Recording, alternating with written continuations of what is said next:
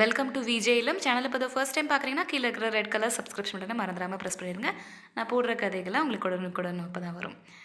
எங்கேயோ கேட்ட கதையில் 4வது கதையை இன்றைக்கி நாம் பார்க்கலாம். ஒரு நாளைக்கு ஒரு நெடுஞ்சாலை ஓரத்தில் ஒரு கார் நின்றுட்டுருக்குது. அந்த கார் ரிப்பேர் ஆகிருக்கிற அதில் வந்துட்டு இருந்த பெண்மணிக்கு ஒரே தவிப்பாக இருக்குது. எப்படி வீட்டுக்கு போய் சேர போகிறோன்னு தெரியல. ஏன்னா வழியில் அந்த பக்கமாக போகிற எல்லாருக்கிட்டையுமே அவங்க உதவி கேட்டு பார்க்குறாங்க. இருந்தாலும் யாருமே அந்த பக்கமாக போகிறவங்க அவங்களுக்கு உதவி செய்யவே இல்லை. அப்படி இருக்கிறப்ப அந்த பெண்மணி ஒரு பயத்தோடு நின்றுட்டுருக்குறாங்க. அங்கே ஒரு நபர் வராரு. அந்த பெண்மணியுடைய தேவை அவருக்கு நல்லாவே புரியுது. கிட்ட வராரு. வந்துட்டு கனிவான குரலில், நான் உங்களுக்கு ஏதாவது உதவி பண்ணணுமா அப்படின்னு வந்து கேட்குறாங்க. அவரை பார்த்ததுமே இந்த பெண்மணிக்கு கொஞ்சம் பயம் வருது. இருந்தாலும் அவர் உதவி தான் செய்ய வந்திருக்கிறாருங்கிறத இவங்க புரிஞ்சுக்கிறாங்க. நீங்கள் வேணால் உள்ளே போய் உட்காருங்க, ரொம்பவே வெளியே குளிராக இருக்குது அப்படின்னு அந்த நபர் சொல்கிறாரு. அந்த பெண்மணியும் உள்ளே போய் உட்காடுறாங்க.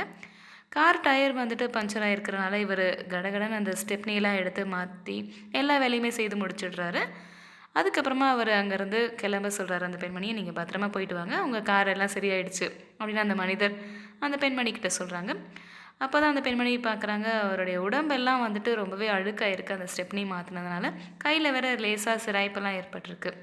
அப்போ அந்த அம்மா வந்துட்டு, நீங்கள் எனக்கு ரொம்ப பெரிய உதவி பண்ணியிருக்கிறீங்க, அதனால் உங்களுக்கு நான் ஏதாவது பணம் தரணும்னு நினைக்கிறேன், உங்களுக்கு எவ்வளோ வேணுமோ கேளுங்க, நான் கொடுக்குறேன் அப்படின்னு அந்த பெண்மணி சொல்கிறாங்க.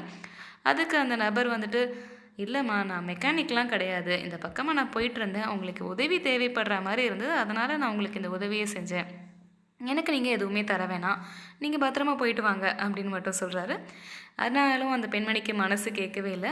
இல்லைப்பா, இந்த பக்கமாக எத்தனையோ பேர் போனாங்க, ஆனால் யாருமே எனக்கு உதவி செய்யலை. ஒருவேளை நீ இங்கே வராமல் எனக்கு இருந்திருந்தனா, எனக்கு உதவி செய்யாமல் இருந்ததுன்னா என்னுடைய நிலைமை என்னங்கிறது எனக்கு தெரியல, அதனால் உனக்கு எவ்வளோ வேணுமோ தயங்காமல் கேளுப்பா அப்படின்னு அந்த பெண்மணி சொல்கிறாங்க. அதற்கு அந்த நபர் வந்துட்டு, அப்படின்னா ஒன்று பண்ணுங்க மேடம், என்னுடைய பெயர் வந்துட்டு பிரெயின் ஆண்டர்சன், அடுத்த முறை உதவி தேவைப்படுற வேறு யாராவது ஒருத்தரை நீங்கள் எங்கேயாவது பார்ப்பீங்க இல்லையா, அவங்களுக்கு எனக்கு கொடுக்கணும்னு நினைக்கிற இந்த தொகையை அவங்களுக்கு கொடுத்துருங்க. கொடுக்குறப்ப நீங்கள் என்ன வந்து மனசில் நினச்சிக்கோங்க, அது மட்டும் போதும் அப்படின்னு சொல்கிறாரு பிரெயின் ஆண்டர்சன். இதை கேட்குற அந்த பெண்மணிக்கு கொஞ்சம் வியப்பாக தான் இருக்குது. இந்த காலத்தில் எப்படி ஒரு மனிதர் இருக்கிறாருன்னு அந்த பெண்மணி மனசில் நினச்சிட்டே கிளம்பிடுறாங்க. நன்றி சொல்லிவிட்டு சில மைல் தூரங்கள் போகிறாங்க. அப்போ வந்துட்டு ஒரு சிறிய உணவகம் வருது. ரொம்ப பசியாக இருக்கிறதுனால அவங்களுடைய காரை நிறுத்திட்டு உள்ளே போய் சாப்பிடலான்னு போகிறாங்க அந்த பெண்மணி.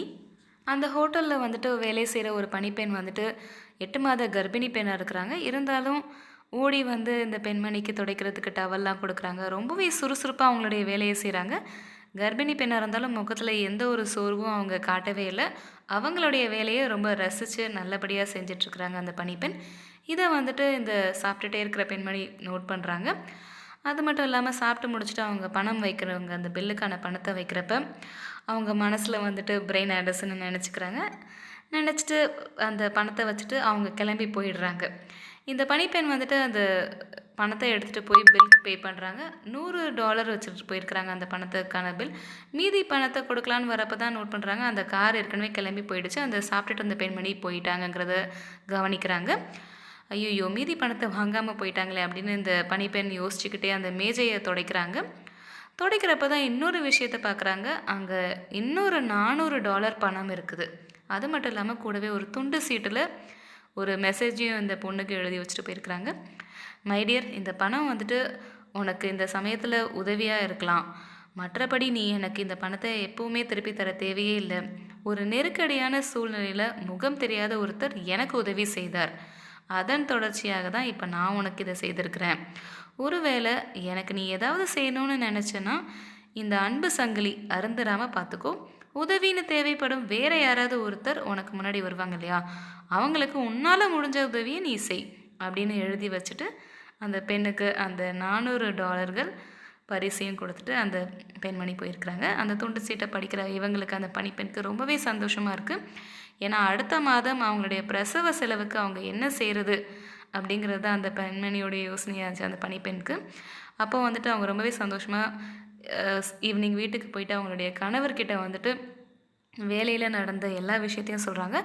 அப்போ வந்துட்டு அடுத்த மாதம் நம்ம என்ன பண்ண போகிறோம்னு யோசிச்சுட்டு இருந்தோம் இல்லையா நம்மளுடைய ஹாஸ்பிட்டல் பில்லுக்கு, இப்போ பாருங்கள் எதிர்பாராத விதமாக இந்த பணம் நமக்கு கிடச்சிருக்குது அப்படின்னு சொல்லி நடந்த விஷயத்த எல்லாம் இந்த பணிப்பெண் சொல்கிறாங்க. அது மட்டும் இல்லை, இனிமேல் நமக்கு எந்த கவலையுமே கிடையாது பிரெயின் ஆண்டர்சன் அப்படின்னு அந்த பணிப்பெண் சொல்கிறாங்க அவங்க ஹஸ்பண்ட் கிட்ட. அதாவது பிரெயின் ஆண்டர்சன் அந்த நெடுஞ்சாலையில் உதவி செய்த அந்த நபர், அவருடைய மனைவிக்கு தான் இந்த பெண்மணி அந்த $400 கொடுத்துருக்குறாங்க. அதுவும் தெரியாமலே கொடுத்துருக்குறாங்க. இந்த கதையை வந்துட்டு உலக புகழ்பெற்ற ஸ்கேட்போர்ட் பிளேயர் பிரெயின் ஆண்டர்சன் அவருடைய வாழ்க்கையில் நடந்த ஒரு சின்ன நிகழ்வு தான் இந்த கதை. இந்த கதையை கேட்குறப்ப கண்டிப்பாக நம்ம எல்லாருக்குமே கூட யாராவது ஒருத்தருக்கு உதவி செய்ய வேண்டும் கண்டிப்பாக அப்படிங்கிற எண்ணம் நமக்கும் தோன்றும். ஏன்னா என்றைக்காவது அந்த உதவி நமக்கே திருப்பி கிடைக்கும் தேவையான நேரத்தில். அதனால் இந்த உதவி செய்யும் அந்த செயின், அந்த அன்பு சங்கிலி அருந்துராமல் நம்ம பார்த்துக்கொள்ளணும். நம்மை சுற்றி யாருக்காவது ஒரு உதவி தேவைப்பட்டுச்சுன்னா கண்டிப்பாக அவங்களுக்கு நம்மளால் முடிஞ்ச உதவியை நம்ம செய்வோம். கண்டிப்பாக அந்த உதவி நம்மளையும் காக்கும் அப்படிங்கிற ஒரு நம்பிக்கையோடு இந்த கதையிலேருந்து முடியுது. இதை மாதிரி இன்னும் நிறைய கதைகள் கேட்கணும்னா கண்டிப்பாக என்னுடைய சேனலை தொடர்ந்து பாருங்கள். நன்றி.